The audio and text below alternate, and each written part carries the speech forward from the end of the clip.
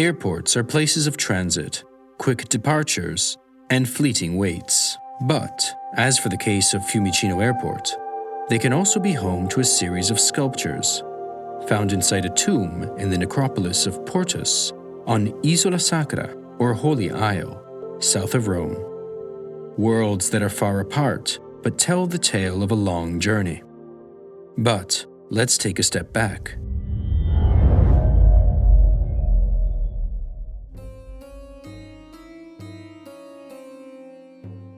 In the year 42 AD, Emperor Claudius ordered the construction of a harbor at the mouth of the river Tiber.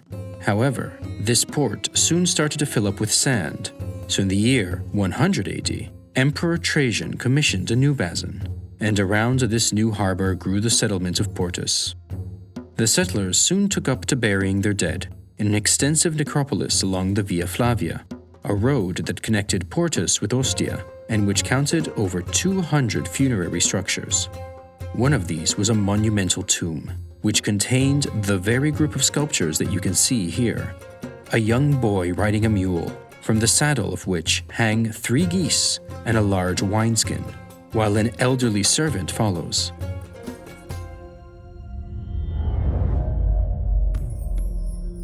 The statues are very lifelike, and they most probably celebrated the life, profession, and virtues of the deceased, as a sort of link between the world of the living and that of the dead. However, the statues may also simply allude to their activity in life, rather than having allegorical meanings. In any case, let's imagine that the statues are indeed symbolic, and let's focus on the details. For example, the 3 geese. These animals are linked to prosperity and abundance, as well as protection and defense.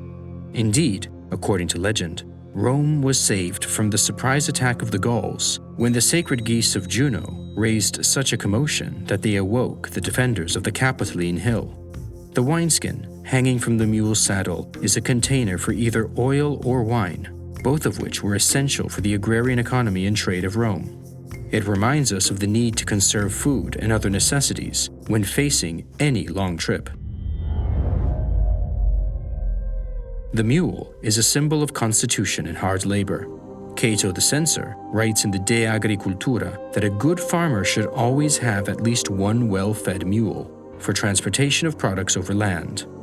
Finally, the elderly servant. This might simply allude to the wisdom of experience, the dignity of daily effort, or even just the relationship of collaboration and support across generations.